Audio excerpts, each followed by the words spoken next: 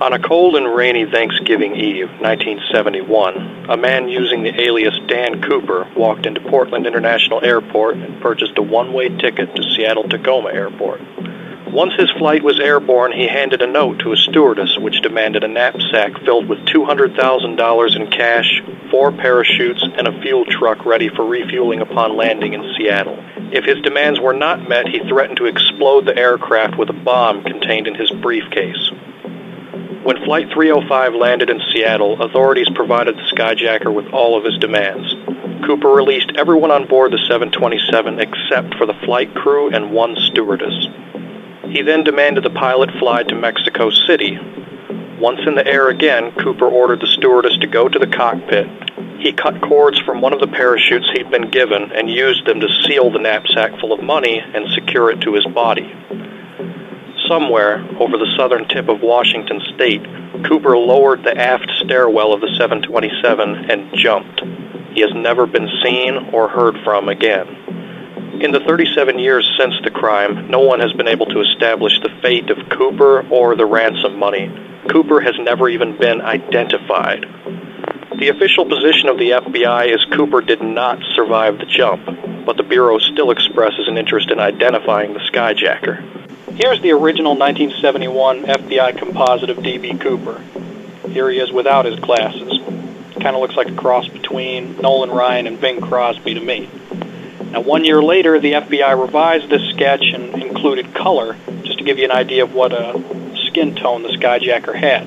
He was described as having an olive or swarthy complexion, smooth complexion. This one to me looks a bit like Ross Perot. Now, the problem with all of the FBI sketches is that the special agent who was originally in charge of the investigation has admitted that they're not very good, that they're a compromise at best.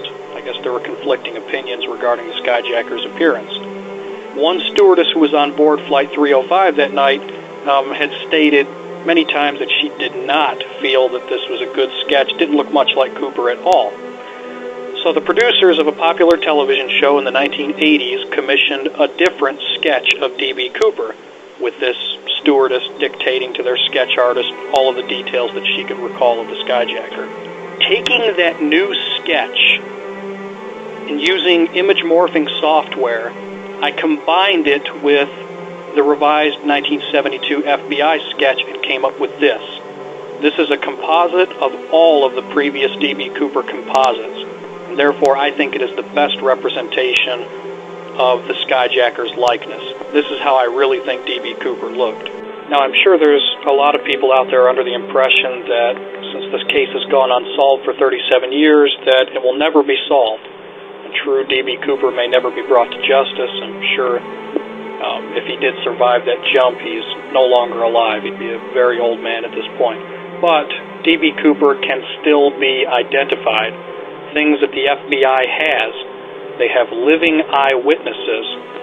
They have DNA evidence which they recovered from a black JCPenney clip-on tie that the skyjacker left behind. They've also got fingerprint evidence. And perhaps most important of all, the FBI has an excellent physical description. Now, in 1971, they were looking for a male, Caucasian. He was middle-aged, somewhere between his mid-40s and his early 50s. Described as being 5'10" to 6'1" tall. He was between 170 and 180 pounds. He had very dark, piercing brown eyes. Eyewitnesses said that he had an olive complexion or a swarthy tone to his skin.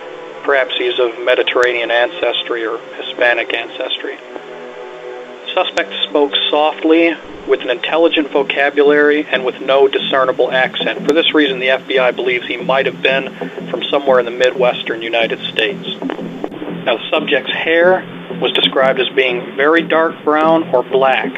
It had a greased appearance, was combed back and parted on the left. He had sideburns, which were of medium thickness, and they were trimmed to mid-ear length.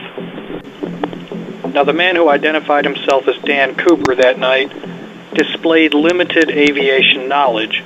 He gave the pilots specific altitude to fly beneath. He told them to depressurize the cabin during flight, gave them specific degrees in which to keep the wing flaps at, and he knew that the aft stairwell of the 727 could be lowered during flight. This is something that even the flight crew was not aware of until they received verification on radio that night.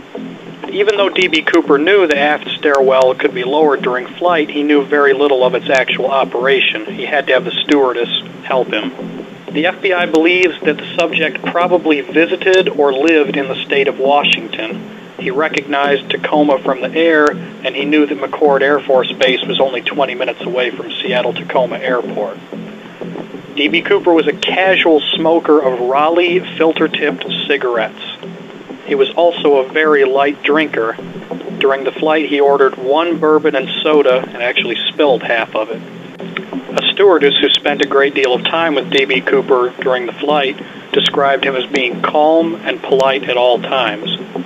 He carried with him a men's attaché case and a small brown paper bag with contents unknown. He wore a dark coat, possibly of the rain variety, over a dark business suit. He also wore dark brown or black loafers. For much of the flight, the subject wore dark-lensed, wraparound aviator-type sunglasses. Cooper's exact words when dictating his ransom demands to the stewardess were, "Take this down. I want $200,000 by 5 o'clock p.m. in cash. Put it in a knapsack. I want 2 back parachutes and 2 front parachutes. When we land, I want a fuel truck ready to refuel. No funny stuff, or I'll do the job. Please don't assume that someone you know could never have done such a thing. People assuming such is the primary reason why this man has gone unapprehended and unidentified for 37 years. If you have any information that may lead to the identification of D.B. Cooper, please contact the FBI through this email address, fbise@leo.gov. Feel free to message me if you have any questions regarding this crime. And please check out the About Me section of this video. I've got some excellent links posted that provide further information on this crime. Thank you.